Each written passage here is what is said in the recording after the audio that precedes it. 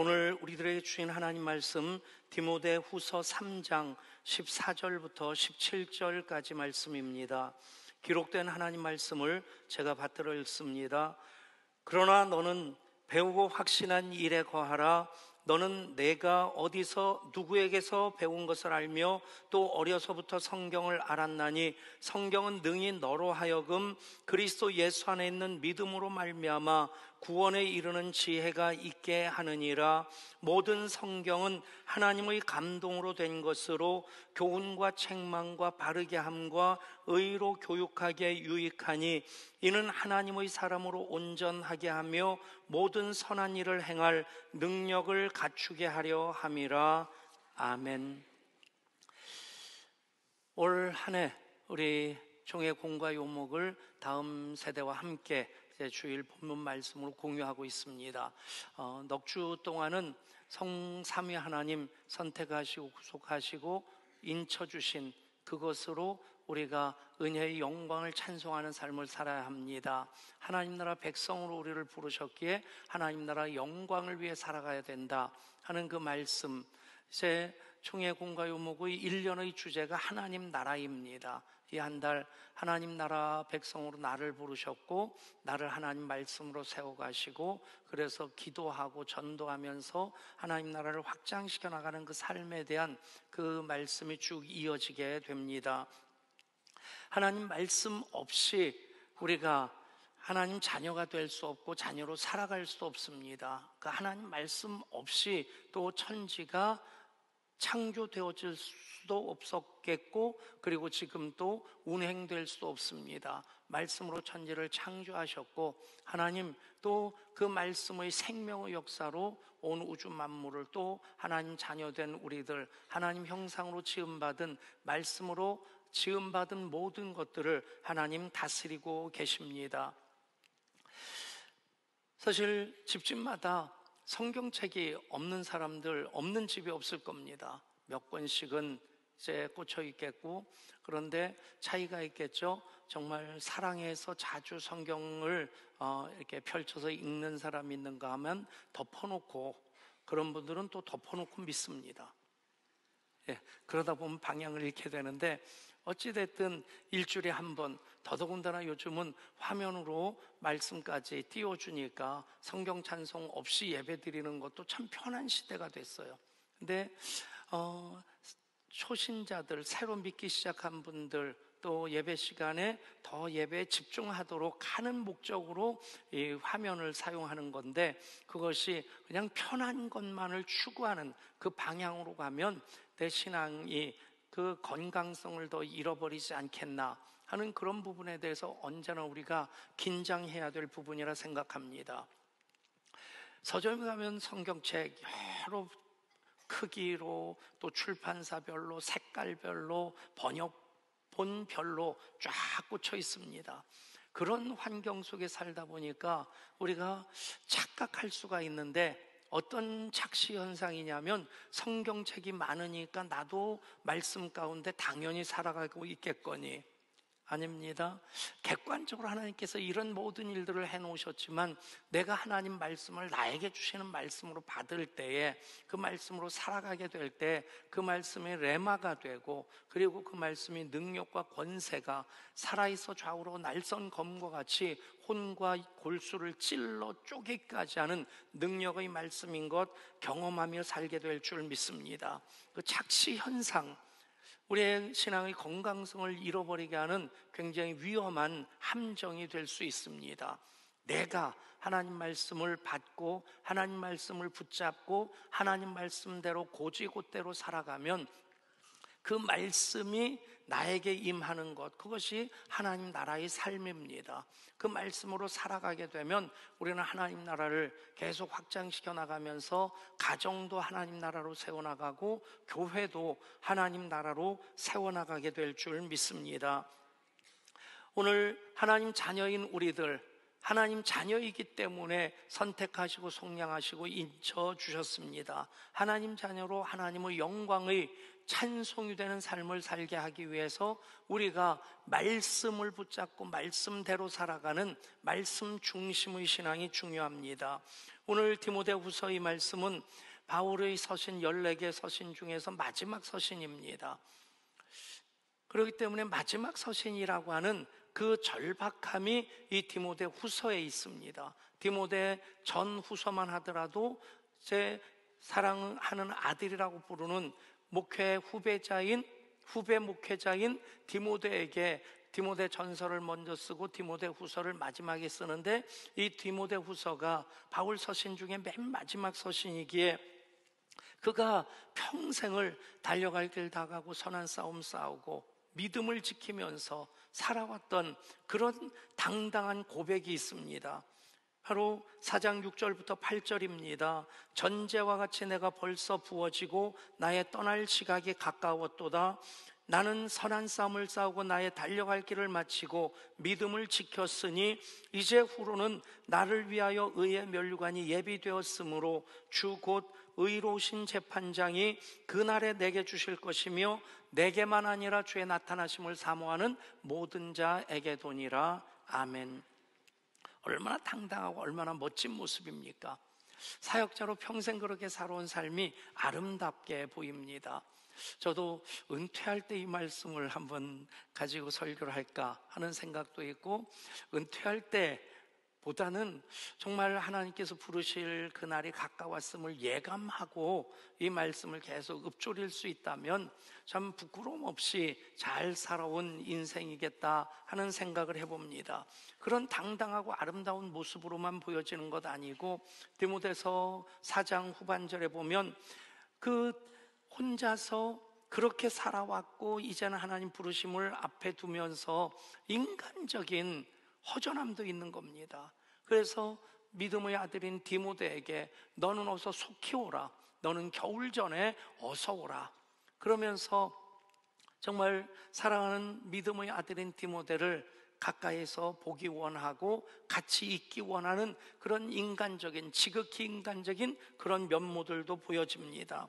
그러면서 마지막 서신이기에 특별히 후배 목회자에게 당부하는 말씀들이 담겨져 있는데, 그 말씀의 전제가 그 시대가 만만치 않은 시대란 얘기입니다.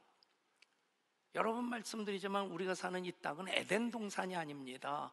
에덴의 동쪽, 에덴에서 추방되어서 낙원을 잃어버리고 이곳에 살고 있기 때문에 시기가 있고 다툼이 있고 전쟁이 있고 죽이고 죽고 사기치고 뭐 그런 험악한 일들이 있는데, 그때나 지금이나 바울의 시대나 지금의 시대나 사실 비슷합니다.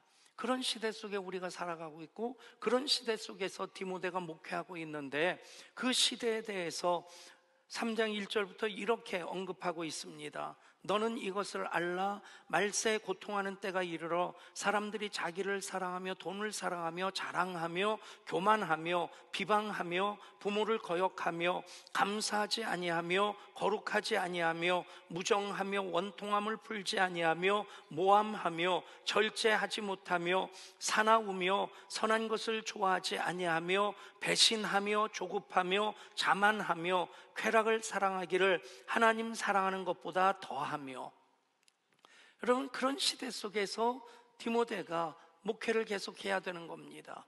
바울은 그런 시대를 계속 살아오면서 사명 붙잡고 살았는데, 그 고백으로 나의 달려갈 길 마치고 선한 싸우고 믿음을 지켰다 고백할 수 있는데, 사랑하는 믿음의 아들인 디모데를 보면서 안쓰러운 마음으로 이런 시대 속에 살고 있음에도 우리가 그 흐름에 휩쓸려 떠나가서는 안 되고 그것들 때문에 원망하고 불평해서는 안 된다 하면서 권고의 말씀을 주시는 말씀이 오늘 말씀입니다. 어떻게 시작됩니까? 그러나 너는, 여러분, 그러나 너는, 이런 세상 참 많이 어렵습니다. 힘듭니다. 불평하고 원망하려고 하면 천 가지 만 가지 이유들이 있습니다. 근데 여러분, 불평해 보셨습니까? 원망해 보셨습니까? 어느 사이에 거기에 내가 휩싸이게 됩니다. 원망과 불평의 늪에 빠져서 허우적거리게 됩니다. 빠져나올 방법을 모르게 되고, 그런 나 자신을 보면 참 한심하기 그지없습니다. 여러분, 그런 세상 그 이유에 대해서도 이렇게 얘기합니다. 12절에서 무릇 그리스도 예수 안에서 경건하게 살고자 하는 자는 박해를 받으리라. 어둠이 꽉 차 있는데 그 가운데 그리스도 안에서 경건하게 살고자 하는 자들, 작은 빛이라도 한 줄기 빛을 비추면 세상은 박수 쳐줘야 되는데 어떻게 합니까? 세상은 오히려 박해를 합니다. 비난을 합니다. 여러분, 우리가 그런 거 경험하지 않습니까? 왜 그런지 그 이유에 대해서 13절에서 이렇게 말씀합니다. 악한 사람들과 속이는 자들은 더욱 악하여져서 속이기도 하고 속기도 하나니. 세상이 그렇습니다. 악한 자들, 속이는 자들 더욱 악해지고 속이기도 하고 속기도 하면서 그렇게 살아가고 있기 때문에 오히려 자기들과 같지 않은 사람들, 그리스도 안에서 경건하게 살려고 하는 자들을 오히려 비난하고 박해한다는 겁니다. 영적으로 삶의 목적이 다르기 때문입니다. 그런 가운데서 어떻게 해야 됩니까? 그냥 그러려니 포기하고 살 수 없습니다. 원망하고 불평하다 보면 그 늪에 빠져 내가 허우적거리게 됩니다. 사도 바울을 통해서 주시는 가장 강력한 하나님의 해결책, 솔루션이 있습니다. 무엇입니까? 그러나 너는 배우고 확신한 일에 거하라. 아멘. 여러분, 원망할 일, 불평할 일 가득합니다. 악한 자들은 속기도 하고 속이기도 하고 더욱 악해집니다. 그런데 이것을 이길 수 있는 가장 강력한 하나님의 해결책이 무엇이냐? 바로 그러나 그런 것들에 아랑곳하지 말고 거기에 신경 쓰지 말고 너는 배우고 확신한 일에 거하라. 아멘.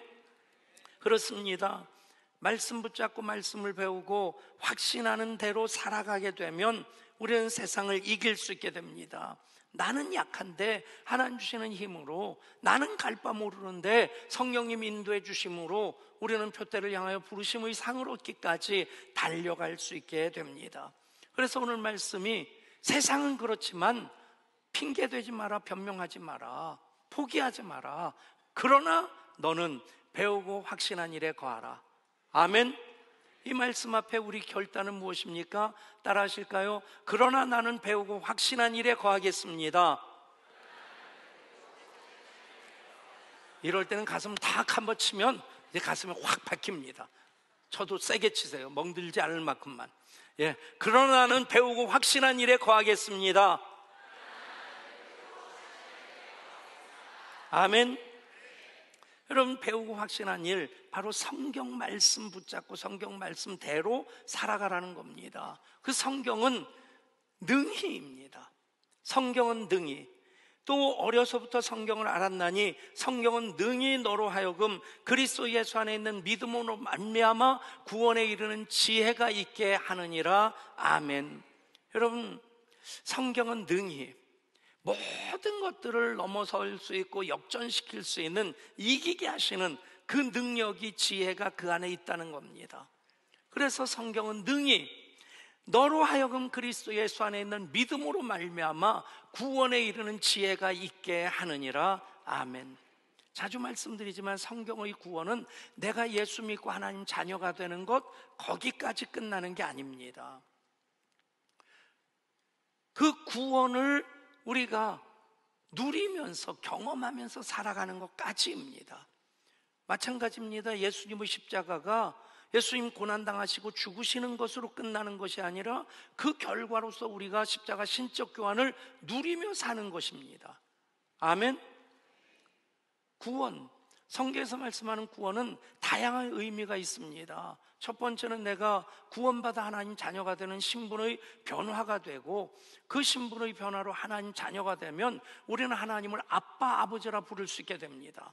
하나님, 천지를 창조하시고 섭리하시는 모든 것, 신명기 33절에서 말씀합니다. 이스라엘이여 너는 행복한 사람이로다. 여호와의 구원을 너같이 얻은 백성이 누구냐?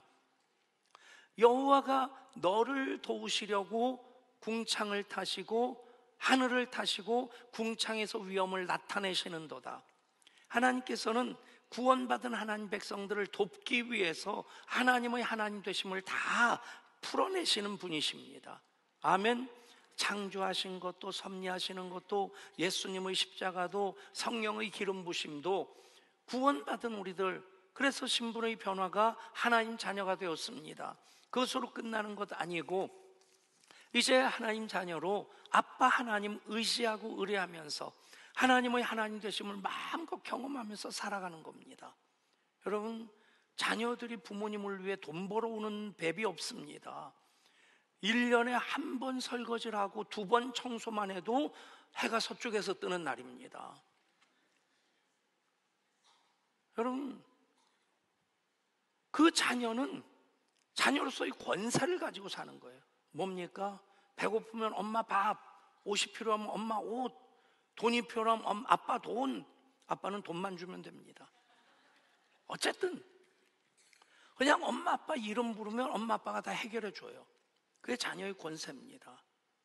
그것이 하나님께서도 이스라엘 백성들을 구원해 주셔서 행복하게 살게 하시고자 하나님으로 궁창을 타시고 하늘에서 위엄을 베푸십니다.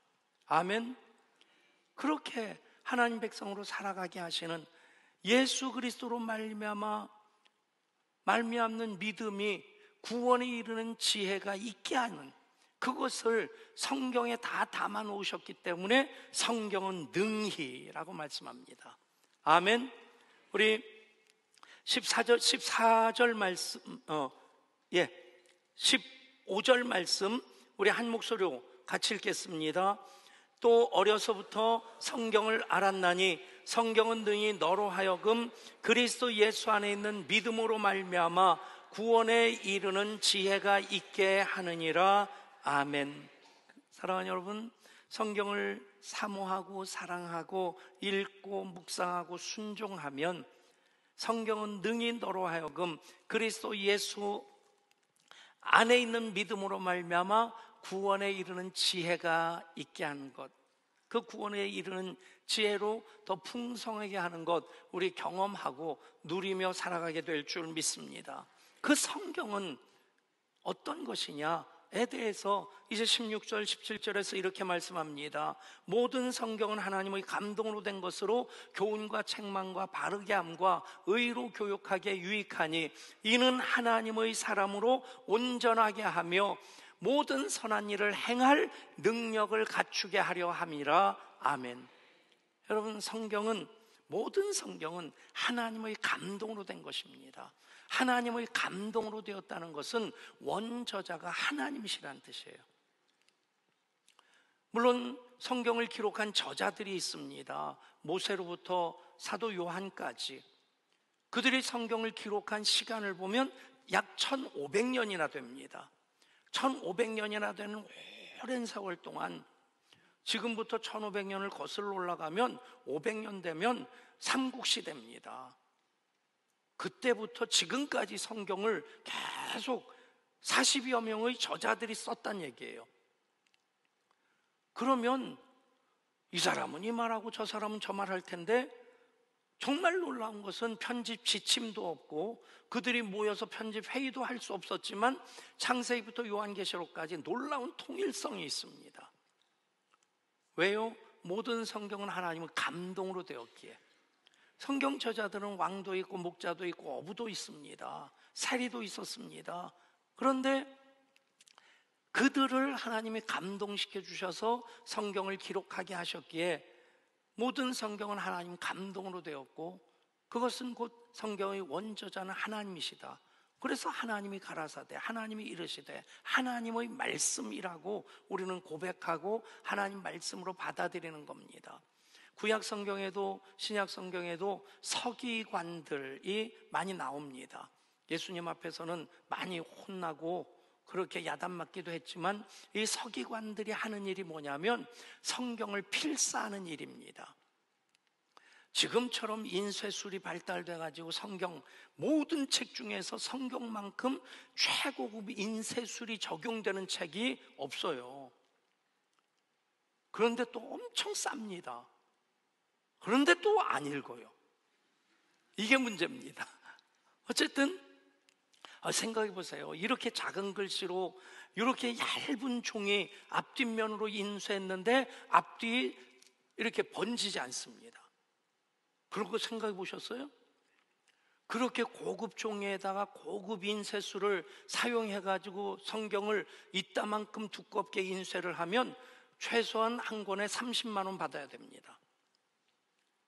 근데 이익을 안 내고 또 많은 이들이 성경제 그 성서공에 헌금을 해가지고 저도 매달 돈을 보내고 있는데, 아무튼 그래서 이 성경을 싸게 보급할 수 있는 거예요.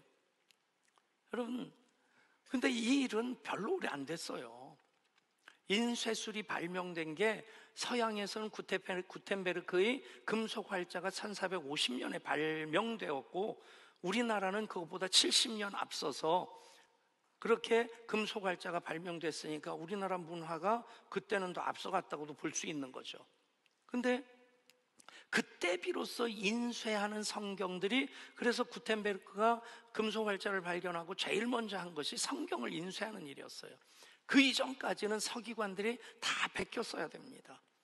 베껴 쓰는데 하나님의 이름을, 주 너의 하나님의 이름을 망령되이 일컫지 말라. 그래가지고 구약시대에는 어떻게 했냐면 여호와라는 이름이 나오면 이 서기관들이 쓰다가 가서 목욕하고 다시 와서 여호와 한자를 썼어야 됐어요. 그리고 망령되이 일걷지 말라고 해서 성경을 읽다가 여호와라는 이름이 나오면 안 읽고 한 박자 쉬고 지나갔습니다. 그래서 나중에 쓸 줄은 아는데 읽을 줄은 모르게 된 거예요. 그래서 아도나이라고 부르기도 하고 주님이란 뜻이죠. 그리고 나중에 성경학자들이 그 발음 기호를 찾아낸 것이 여호와, 더 연구한 결과로 야훼가 이제 더 원래의 이름에 가까울 것이다. 여러분, 그렇게 베껴 쓰면서 보존을 했습니다. 그러니까 회당이라고 해도 이 성경 전설을 다 갖출 수 없었어요. 그런데 요즘 우리들은 집집마다 성경 몇 권씩 읽다 보니까 성경이 있는 것이 너무 당연하게 여겨지고 그것에 감사한 마음이 없다 보니까 성경을 사랑하고 사모해서 읽고 묵상하는 것과 점점 거리가 벌어지고 있다는 얘기입니다. 다시 회복할 수 있기를 축복합니다. 말씀을 대할 때 모든 성경은 하나님의 감동으로 된 것으로 원저자가 하나님이시다. 어떤 목적으로 쓰셨느냐? 교훈과 책망과 바르게 함과 의로 교육하기에 유익하니. 이것이 일직선상으로 여기까지는 교훈이고 책망이고 바르게 하고 의로 교육하는 이런 흐름이 아니라, 교훈은 하나님의 지침입니다. 이렇게 살아라, 이렇게 예배해라, 이렇게 사랑해라 하는 그 말씀인데, 그게 교훈인데, 그런데 때때로 곁길로 새게 됩니다. 그렇게 곁길로 새게 될 때 하나님께서 책망하시는 거죠. 말씀을 통해 책망하시고, 그러면 안 되는구나 가르쳐 주셔서 바르게 하시는, 교정하시고 그것을 다시 교훈의 길로 올려놓으시고 계속해서 의로 교육하시는, 이런 일직선의 그림보다는 이게 순환되어지는, 내가 곁길로 가고 말씀으로부터 멀어졌을 때 책망하고 바르게 하고 의로 교육하셔서 다시 교훈의 길로 가게 하시는, 여러분, 그것으로 목적하시는 것이 무엇입니까? 이는 하나님의 사람으로 온전하게 하며 모든 선한 일을 행할 능력을 갖추게 하려 함이라. 아멘.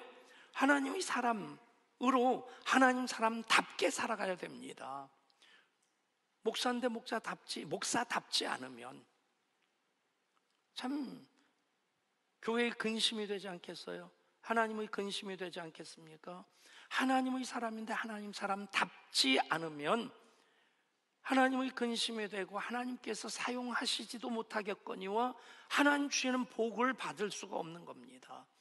그래서 모든 성경은 하나님의 감동으로 된 것으로 교훈과 책망과 바르게 함과 의로 교육하기에 유익한 그 성경을 통해서 이는 하나님의 사람으로 온전하게 하며 하나님 사람답게 한다는 겁니다. 여러분, 말씀 붙잡고 말씀으로 살아가면 하나님 사람다워집니다. 아멘. 그래서 이는 하나님 사람으로 온전하게 하며 모든 선한 일을 행할 능력을 갖추게 하려 함이라. 아멘. 하나님 사람다운 모습은 있는데 능력이 없다? 여러분, 경찰관이 깡패한테 맞아서 총 뺏겼다? 애들 말로 얼마나 쪽팔립니까? 경찰관이라면 여경이든 남경이든 상관없이 범인을 제압할 수 있는 힘이 있어야 되는 거예요. 완력으로 한다면 테이저건은 쏴야 되고, 우리나라 법이 이 제복 입을 사람들 권위를 세워줘야 되는데 알량한 인권 타령하느라고 공권력이 너무 무너졌어요. 그렇게 생각하시죠? 제 생각만입니까? 아무튼 그 동네만의 얘기가 아닙니다. 군인도 마찬가지예요. 군인들이 제복 입고 훈련하는 것, 적군이 쳐들어오고 공비가 내려오면 잡을 수 있을 만큼 힘이 있어야 되지 않습니까? 그게 능력입니다. 하나님 사람다운 모습은 있는데 능력이 없다? 마귀한테 이쪽 깨이고 저쪽 깨이고 엉덩이 채이고 맨날 낑낑대고 그냥 하나님 앞에 나올 때마다 하나님 또 줬어요, 또 실패했어요, 또 무너졌어요. 여러분, 한두 번 그럴 수 있는데 매주마다 교회 나와서 질질 짜면서 하나님 또 줬어요, 또 실패했어요, 또 죄졌어요. 여러분, 끊어버릴 수 있기를 축복합니다. 아멘. 어떻게 해야 됩니까? 이는 하나님 사람으로 온전하게 하며 모든 선한 일을 행할 능력을 갖추게 하려 함이라. 말씀을 읽고 묵상하면 그 힘으로 살아가게 됩니다. 그것이 하나님 사람으로 온전하게 하시는 것이고 선한 일을 행할 능력까지 갖추는 것입니다. 미국 사우스다코타주 러시모아라고 하는 그 산이, 미국의 산이 몇 개가 있는지 잘 모르겠죠. 근데 이 산이 유명한 이유는 그 산에 미국의 대통령 4명의 얼굴이 새겨져 있기 때문입니다. 이 얼굴만의 높이가 18m라고 그래요. 그러니까 우리 예배당의 2배 이상 되는 그런 크기 얼굴로 이렇게 새겨져 있는 겁니다. 그러니까 저 아래부터 따지면 높이가 140m가 된다고 그래요. 근데 여기 대통령, 물론 이것을 새길 때 가장 존경받는 유명한 대통령 4명을 선정했다고 하는데 조지 워싱턴, 그리고 제퍼슨, 그리고 루즈벨트, 그리고 링컨입니다. 물론 대통령으로서 미국 사람들이 존경하는 사람들이니까 거기다 새겨놓을 수 있는 이유가 되겠지만 이분들에게 또 하나의 공통점이 있는데 성경을 몹시도 사랑했던 사람들이었다는 얘기입니다. 조지 워싱턴이 초대 대통령이 되면서 이 고백을 합니다. 성경이 아니면 세계를 다스릴 수 없다. 그래서 취임 선서를 하나님 말씀 성경 위에 손을 얹고 취임 선서를 하는 겁니다. 그리고 2대 대통령인 토머스 제퍼슨은 미국 독립성명서 작성자인데 미 합중국은 성경의 반석 위에 언제나 서 있다. 그 얘기를 했습니다. 그리고 링컨 대통령 같은 경우는 정규 교육을 받지 못했는데 어머님이 사다 주신 그 성경, 빗물로 그 퉁퉁 부른 그 성경 평생 품어 안고 말씀으로 살아갈 때 대통령이 되었고, 그리고 대통령 집무실에 항상 성경을 펼쳐놓고 대통령으로서의 그 임무를 감당하게 됩니다. 그리고 루즈벨트 같은 경우 이런 얘기를 합니다. 어떠한 방면에서 어떤 활동을 하는 사람이든지 막론하고 그가 자기의 생을 참되게 살기 원한다면 나는 그에게 성경을 연구해 보라고 권하겠다. 여러분, 저는 이 장면이 떠올라서 여러분들에게 말씀드리면서 그런 생각이 떠올랐어요. 우리가 말씀 붙잡고 말씀을 묵상하고 말씀을 사랑하면서 말씀을 실천하면 우리가 이렇게 하나님 나라의 거대한 위인으로 설 수 있지 않겠나? 아멘. 그런 비전 가져올 수 있지 않겠습니까?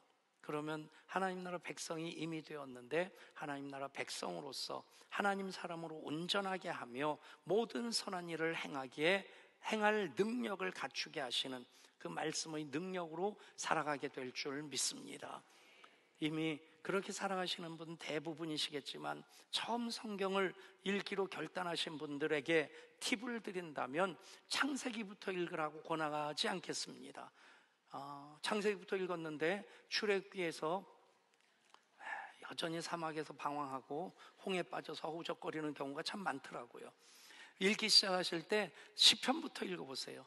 시편 읽으시면 이 역사적인 배경 알지 못해도 내 기도문으로, 내 신앙 고백으로, 또 내 노래로 그렇게 시편을 읽어갈 수 있기 때문에 참 좋습니다.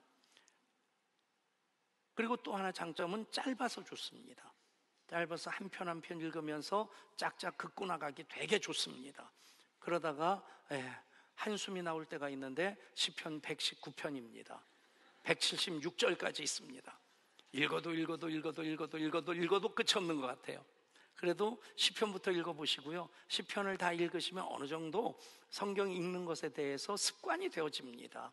성경을 읽고 싶은 마음이 생겨지면 그때 신약 성경부터 읽으시고 신약 성경 읽은 다음에 구약으로 가면 그 다음부터 신약의 말씀의 예언이 이런 것이구나 확인하면서 읽게 되면 어렵지 않게 성경을 읽게 될 줄 믿습니다. 여러분, 하나님의 사람으로 온전하게 하며 모든 선한 일을 행할 능력을 갖추게 하려 함이라. 그를 위해서 모든 성경은 하나님의 감동으로 된 것으로 교훈과 책망과 바르게 함과 의로 교육하기에 유익합니다. 그 성경은 능히 모든 세상을 이길 힘을 갖고 있고, 그래서 우리는 세상 원망하고 불평하는 것 아니고 그 가운데 하나님 영광을 위해 달려나갈 수 있는 방법, 그러나 너는 배우고 확신한 일에 거하라. 그렇게 살아가시는 우리 예배자들 되시기를 말씀이신 우리 주님 예수 그리스도 이름으로 축복합니다. 하나님, 말씀으로 우리를 창조하셨고 말씀으로 또 이 시간 우리를 만나 주십니다. 그 말씀, 그러나 너는, 성경은 능히, 모든 성경은 우리가 우리 신앙 고백으로 삼고 우리 신앙의 삶의 방향성으로 삼아 그렇게 살아가게 하여 주옵소서.